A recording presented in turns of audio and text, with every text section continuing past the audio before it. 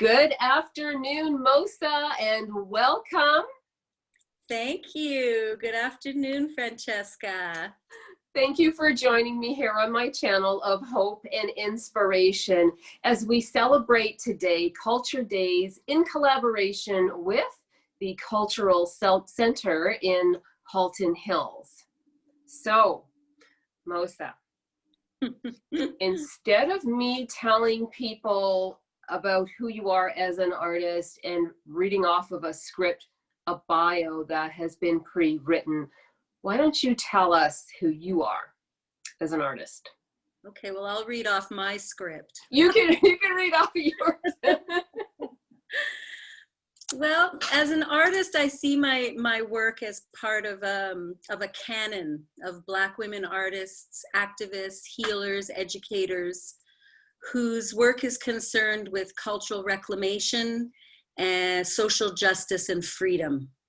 So I'm part of a generation of Black women artists in Canada who've really laid a foundation in what could be called a Black arts movement in this country, but to a large extent, whose work has been absented from the narrative of contemporary art in Canada. So I feel that part of my work is to make this generation of Black women artists visible, and I'm involved in projects right now in that capacity. You know, in the 1980s, we were breaking new ground and really generating critical conversations about race and gender representation, protesting apartheid, challenging white supremacy and the feminist movement. And yet you'd be hard pressed to find archival material or any evidence of our presence, of our work, or even historical events like the historical 1989 exhibition, Black Women, When and Where We Enter. It was the first exhibition of Black women artists in the history of Canada. And it was curated by a collective called Dawa, and it toured across the country. So, you know, it has taken heroic effort, really, and relentless resiliency to cultivate a socially engaged arts practice as a Black woman artist of my generation in Toronto. Wow, there's a lot wrapped into what you've just said in terms of your involvement, as you say, with it's a movement, and how this movement, I will say, is growing. Yes, I would say it's growing too, because in this generation, there's a much more critical presence of Black artists in Toronto, at least, the major cities, I think, in Canada. And Black women artists are really at the forefront of you know, forcing ourselves into the mainstream of society, into the galleries, demanding that we are here, we are producing, we have been here, we have always been here producing, and it's time. You know, the new generation artists are powerful, Black artists, powerful, articulate, politicized, a very clear analysis of their positionality, very, I think, financially more savvy than we were. And so I see it as an evolution. Certainly we are continuing to encounter, you know, the same systemic barriers and oppressions, but I do see that there is a rising, there's an uprising. We're having another wave of a Black uprising in the world right now. It's a global, and the Black Lives Matter movement has a global reach. So it's very exciting, right, to be an artist in this time, I feel. In this moment, in this time. And your body of work is so extensive. As a matter of fact, you actually maintain 2 websites. And they're broken down very differently. And I really enjoy the one that does feature your portfolio and then the other projects that you work on, because that really gives one a good snapshot of, I'm going to say, some of the things you do, because that's a lot of the visual art representation on top of, as you say, as we've spoken about, the movement itself, which has a whole lot of moving parts and pieces to it. So I do want to invite people to make sure they look at both of your websites, and you can tell us a little bit more about that towards the end.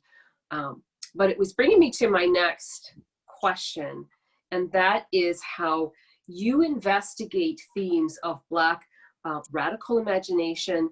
You say middle passage, memory, embodying the sacred. The work that you do, your artistry is so deep and connecting to parts of the self. So I would like to know, and if you can tell our listeners, what does your art represent? And does it represent as well something about you? Much of what you're doing is also storytelling.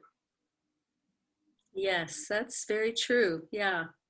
Storytelling, which I do as a discipline as well, working with children, but the visual arts practice for the adult audience also does tell a story.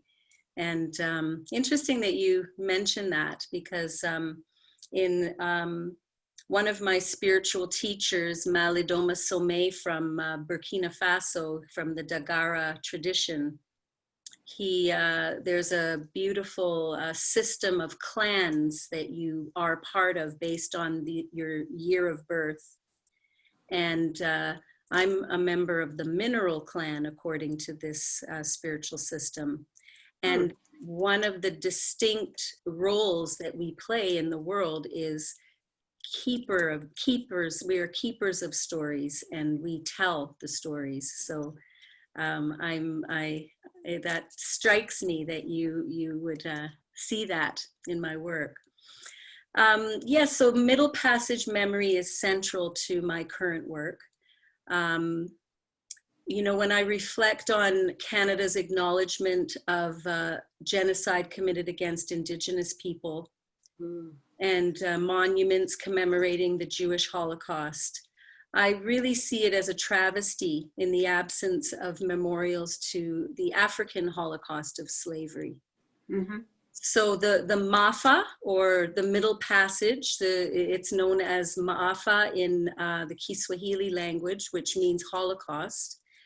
The Middle Passage was that Atlantic crossing made by millions of African captives forcibly transported to the Americas and the Caribbean and Europe during the transatlantic slave trade. That's known as the Middle Passage. So I've come to believe that we must mourn and memorialize the trauma of that historical trauma if we hope to heal the psychological burden of this trauma upon Black life, upon the psychology of the phenomenology of Black life. So my work that I'm doing, it's called Sipping Freedom. It proposes that to mourn and memorialize the Middle Passage will release us from what I identify as two emblems of Black diasporic life, which are perpetual bewilderment and melancholy. So that is what this work, I'm striving to do with this work. I center the Black female subject. I work with hybrid iconographies from the Vodou and the Yoruba spiritual systems. I work through installation, encaustic, mixed media, and performance. And so the optic of this work, it's the installation summons the audience to a path of bones on the ocean floor. So I work with a blue palette. I'm combining the curation of found objects, digital projections, encaustic mixed media assemblage. I'm conjuring a sort of a surreal dreamscape, a subaquatic burial ground.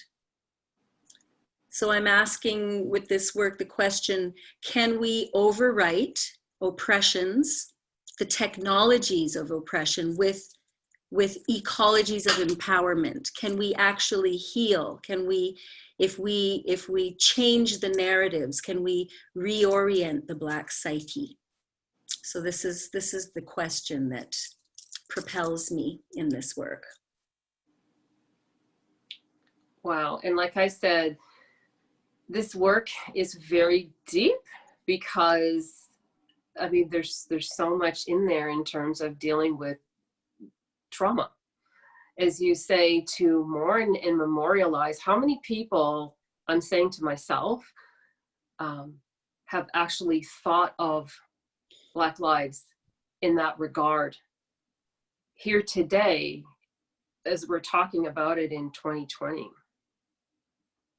It's just not an open topic of conversation. We're having more conversations about it now. Mm-hmm. It's been a long time coming to be tabled and discussing it more openly and actually being comfortable with it. So Well, thank you for the work that you're doing. Thank you. I don't imagine it will ever be comfortable, but it doesn't mean that it must not be addressed, approached, and delved into. So in order for you to do this kind of work, I was wondering what artists then have been a source of inspiration and guidance and influence for you? Oh, I have lots that I love.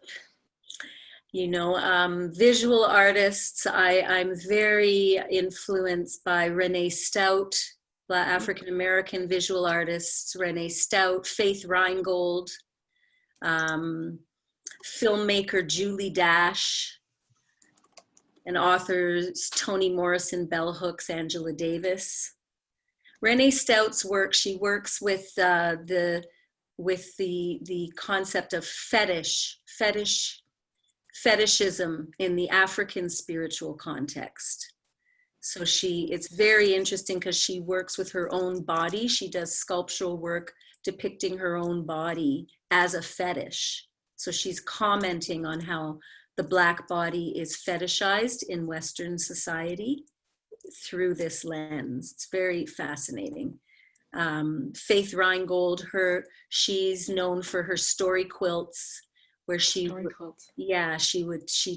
paints and tells stories as though she's creating alternate realities for Black folks who may be living in inner city contexts, who could not dream of what she depicts in her beautiful paintings, as though she opens our imagination to a better other worlds, other lives for Black people. Very inspiring. Filmmaker Julie Dash, she did a film in 1992 called Daughters of the Dust that changed my life. It just had its 25th anniversary just a while back, and they re-engineered it with richer color. It was such a significant film because it was the first time I'd ever seen the Black female subject depicted through the lens of a Black female filmmaker. So looking at oneself through the eyes of a Black woman, it's a very different experience than seeing a film about Black people made by white people. So she really, really transformed that for me. Was it transformative in a way that was more connecting for you to the character itself? It was so moving to feel that loving gaze upon the Black body, that it was not objectified or sexualized or fetishized.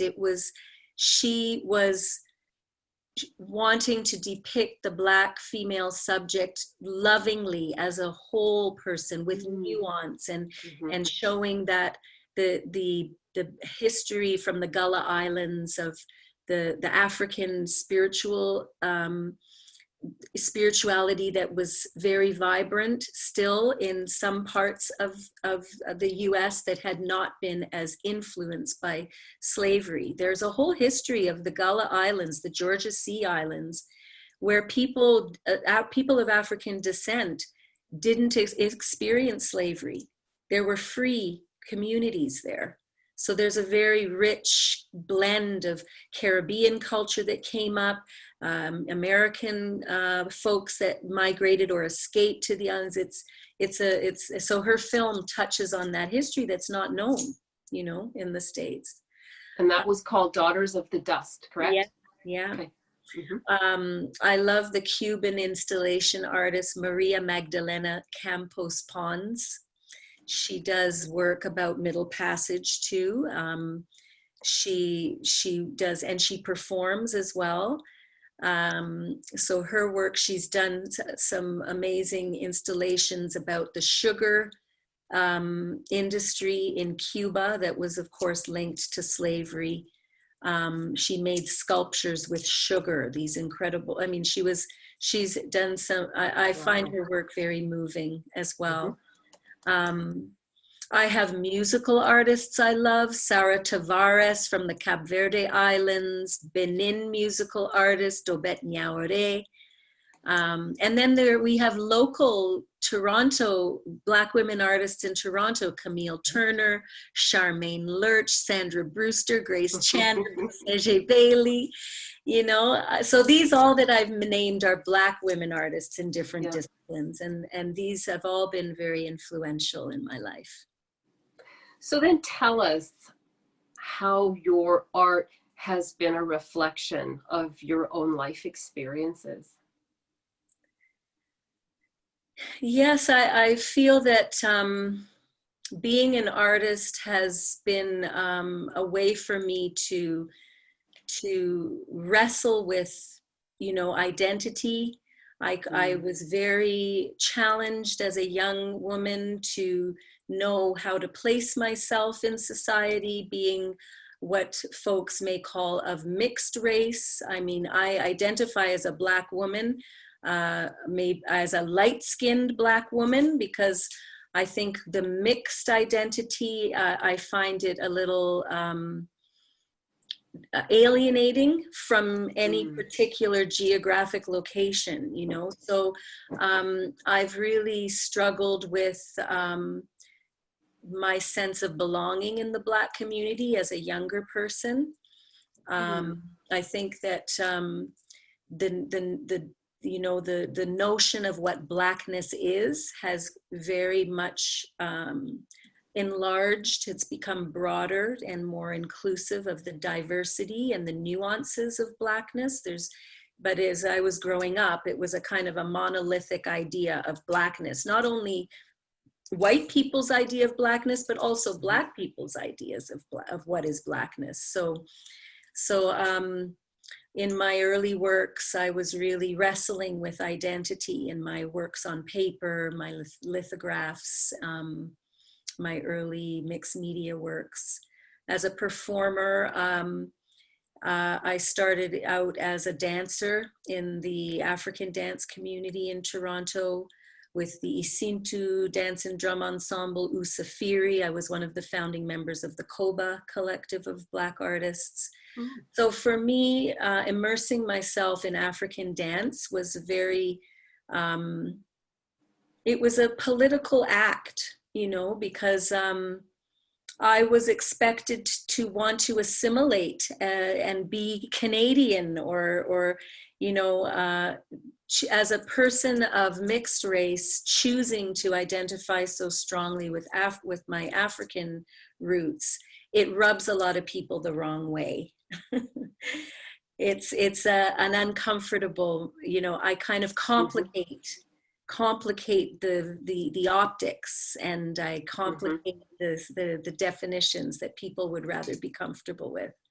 So yeah, and then in my arts education work, that was a way for me to rescue the Black children that so they wouldn't suffer the way I did, having no African cultural content in any of my education coming up through childhood, that, you know, it has a very profound impact on a Black child to see no reference to, you know, anybody who has contributed to society that is from your racial group. None of the books that you read are written by Black people. None of the pictures on the walls are of Black people. So, you know, Bell Hooks, an author from the States, she writes a lot, has written a lot about education, and she declared that an absence of visual reference to a Black child's racial identity can be considered a form of violence against that child in the educational environment.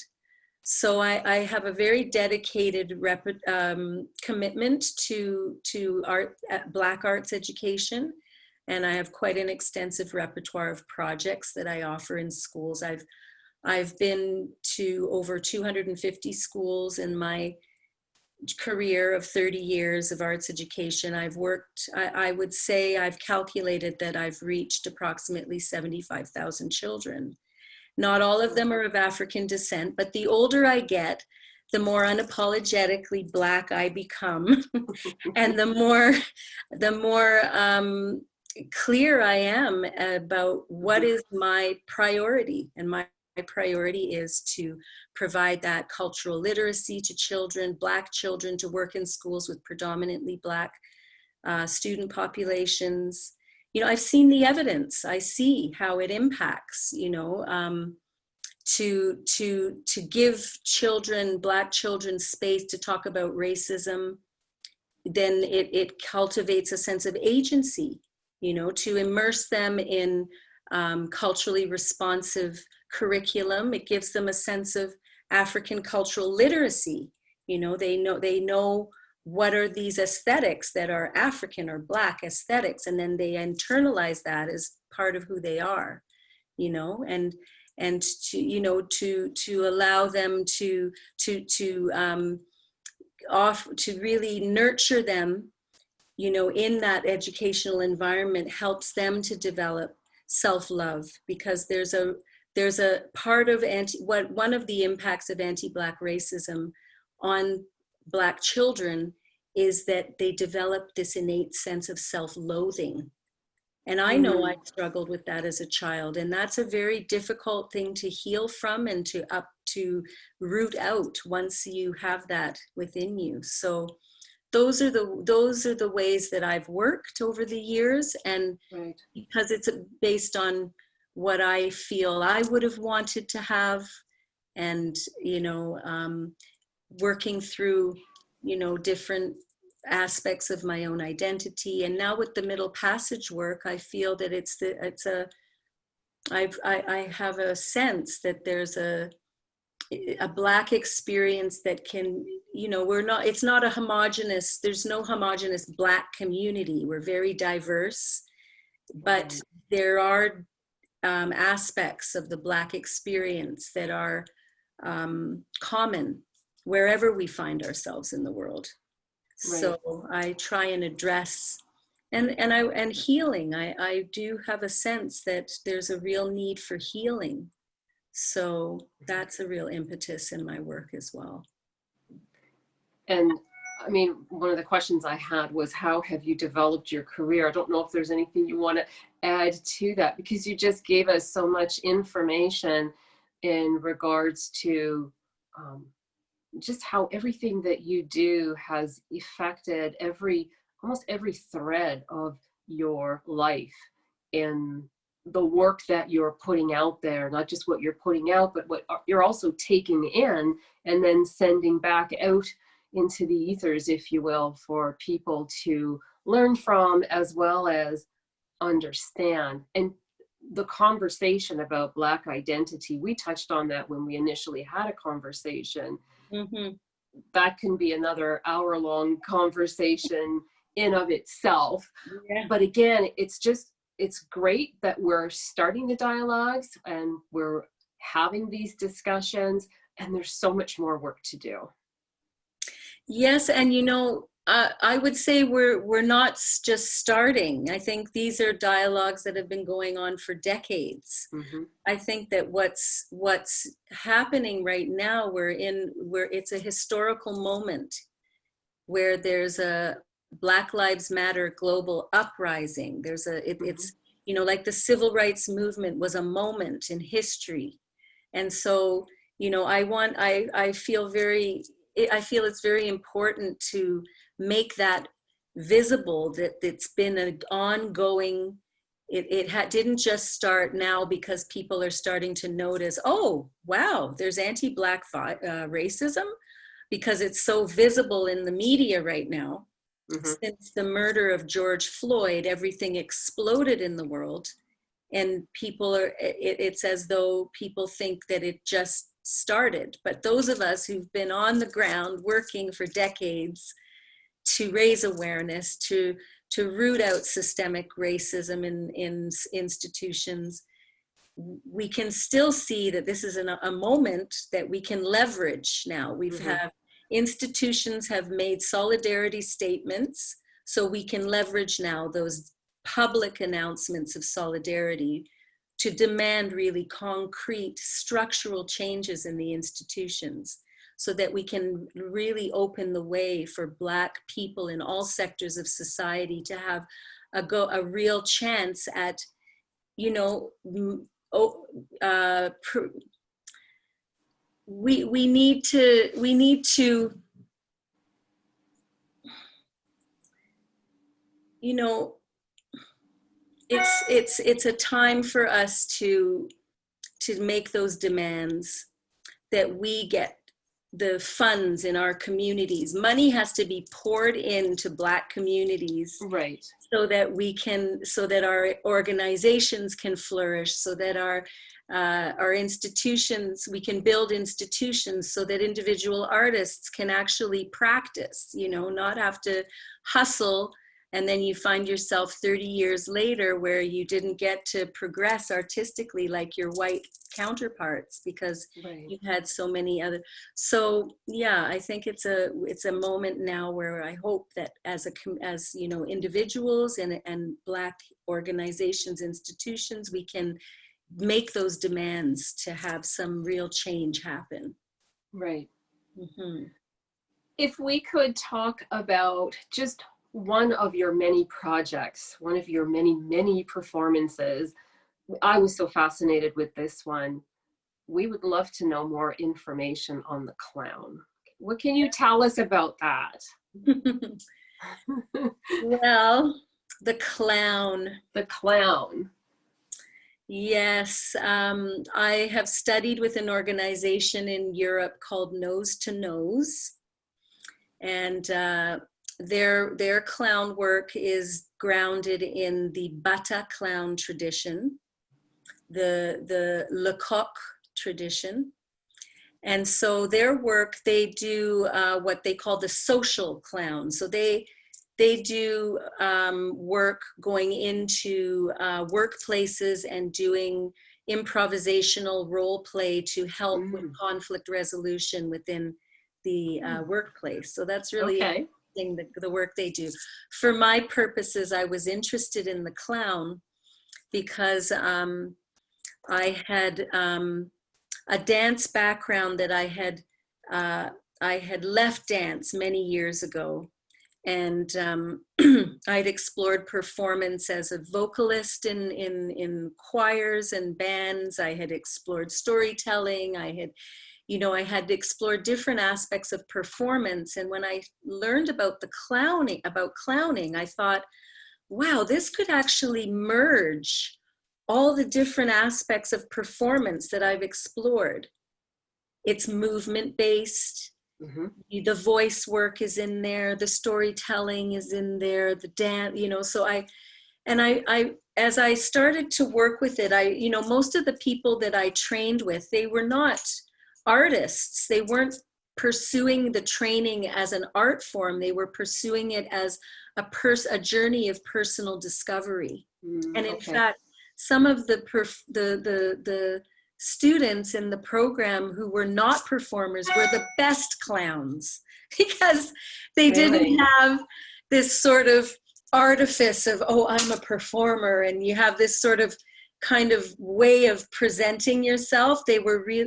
The thing about the clown that interests me is, and the particular clown that has emerged, because everybody, when you do this work, there's an actual character that emerges out of you, which becomes your personal clown. Okay. So my clown is very childlike. She's very vulnerable and earnest. And I felt that, you know, I was doing my master's research at the time, and I was doing the clown training as part of my master's research, and working with this Black radical imagination and the middle passage memory. I thought this clown could actually be an amazing vehicle for touching the hearts of my audience and drawing them in, and sort of, and before they know it, they're captivated by this vulnerable, sweet, childlike clown, and then boom,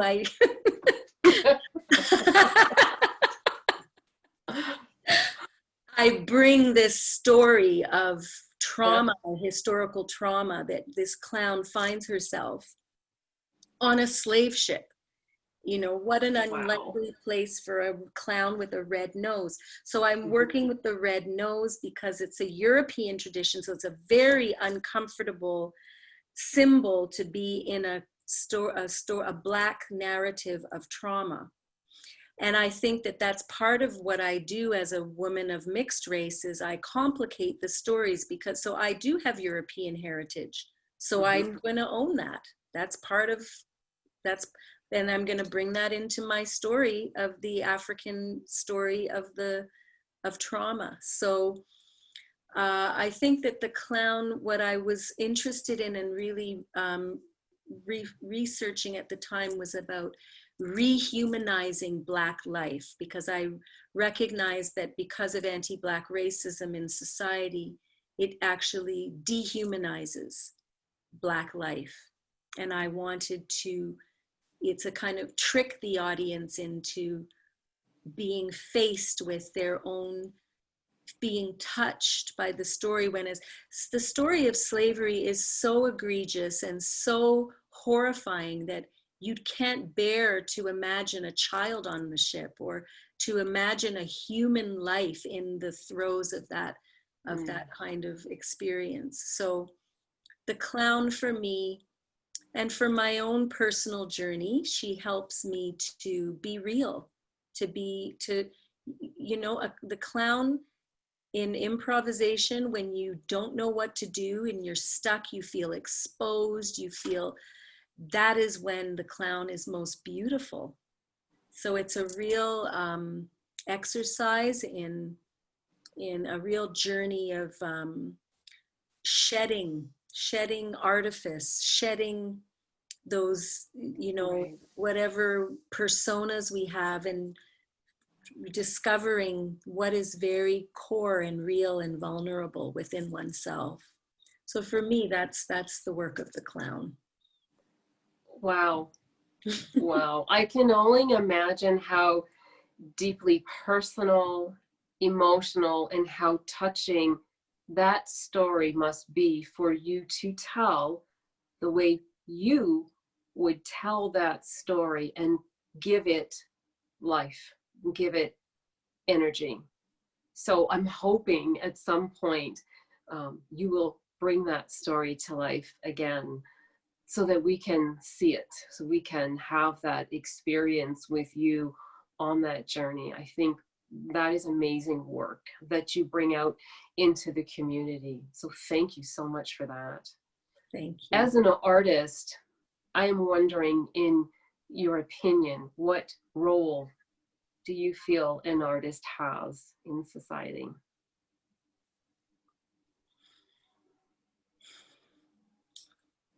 Well, I believe that I think we metabolize the zeitgeist of the society. What is whatever is happening? What are the trends? What's the growing edge? What are the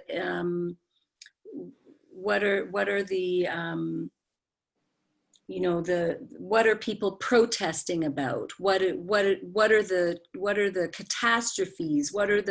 These are the things that are as an artist, I feel I have a responsibility. I have a responsibility to have a political analysis about what is happening in society, and to challenge my viewers to self-reflect. How are we complicit in things that are the chaos of the world? How do we, and so that's one aspect. There's that sort of political orientation that I feel I want to keep. I want to make sure my politics are progressive. I want to make sure that I'm keeping my politics polished in terms of my feminist perspective, my anti-racist, my decolonial perspectives. I want to bring that into my work so that I'm countering those kinds of oppressions in society, and I'm giving voice to those parts of society that are harmed by those oppressions. So that's one thing I think I feel is my responsibility as an artist. As a Black artist, I want to represent, the beauty of Black culture. I want to be immersed in that. I want to, I think that Black artists have a particular voice that needs to be heard and to become part of the, not marginal, but we need to be, on par with other, we think about going to the ballet, the Nutcracker plays every year, every single year it's the same production. Where are our classics that happen every year? I'd like to, I want to see that there becomes a Black, and I think it is happening, it's developing, but yeah, I would say, and then I also have this visionary aspect of what I think an artist's role is, which is to show, to be a futurist, an Afrofuturist, to imagine what is, if we are suffering today and there's so much going on now that is so heartbreaking and tragic, then not only do we need to protest that, but we need to envision what's the better way. And so we can inspire and we can give solace and show that beautiful vision of the possibility of a different future. So I think it's twofold, as the role of the artist. Right. Mm-hmm. And Mosa, can you tell us what you're currently working on today? Yes, absolutely. Well, I have a few projects on the go, but the thing I would like to mention is the Dawa Collective project that I'm working on. So I mentioned earlier that there was an exhibition in 1989 called Black Women, When and Where We Enter, which was the first exhibition of Black women artists in Canada. So some members of the collective who curated that exhibition were recognized at the AGO last year on the 30th anniversary of the exhibition.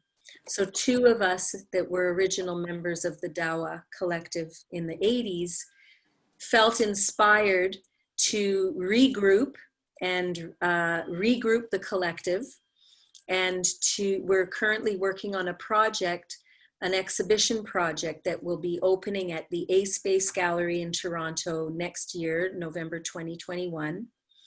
where we have managed to contact all of the 11 original artists. Wow. And we're going to mount a touring exhibition project featuring those same 11 artists.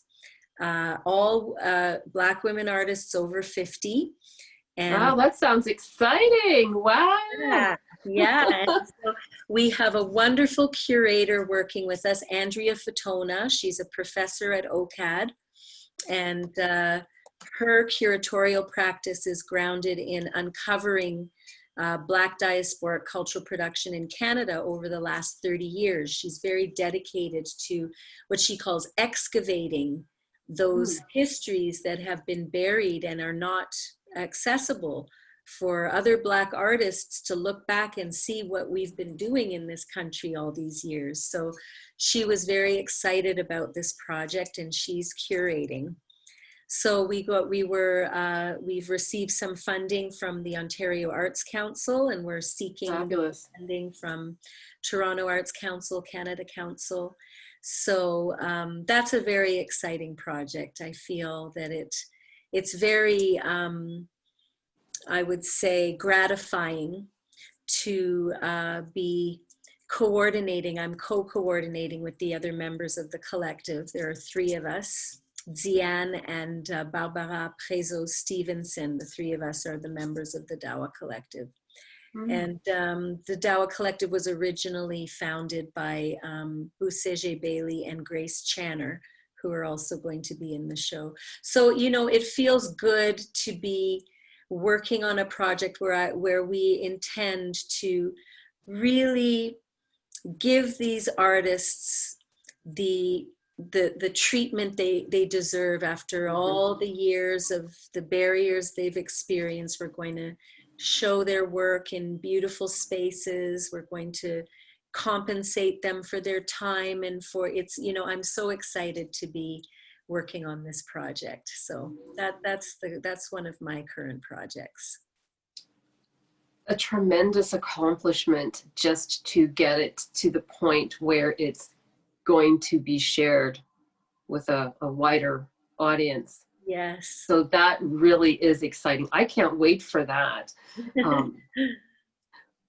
What would you like our listeners to do next? If somebody wanted to get in touch with you to learn more about the exciting projects that you are bringing to the forefront that are happening, the ASACE Gallery, the one that you're speaking of, November 2021, bringing those 11 artists together. If people want to know more, learn more about you, I mean, I think you're everywhere on social media, but what is the best place to reach out and connect, to have dialogue with you? Yes, you can reach me on Facebook by my name, and also the Dawa Collective has a page on Facebook if you want to look at the evolution of this project. You can find that on the Dawa Collective page on Facebook. On Instagram, my handle is Sister Freedom. Freedom. Yeah, and there you'll see the spiritual work that I'm doing in the community, as well as the arts education work. Is predominantly those are the areas of work that I've been featuring on the Instagram page.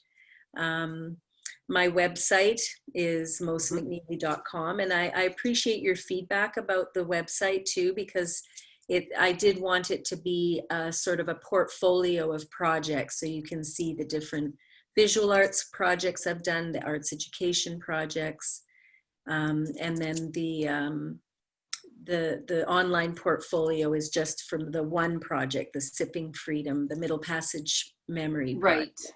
Yeah. Right. Thank you for making that clarification. Yeah. But there's so much to learn about your work, and just looking at those 2 sites. You've just done so much for the community.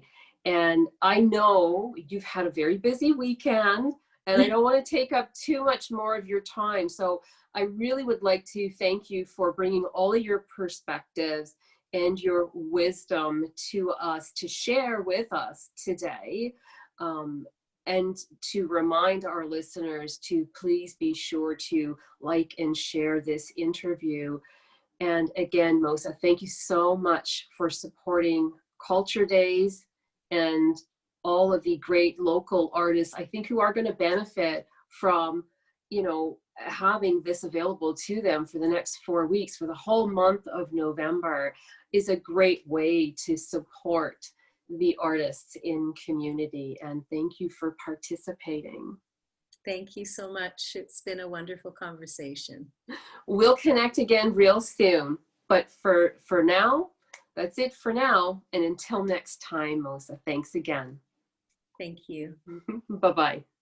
Bye-bye.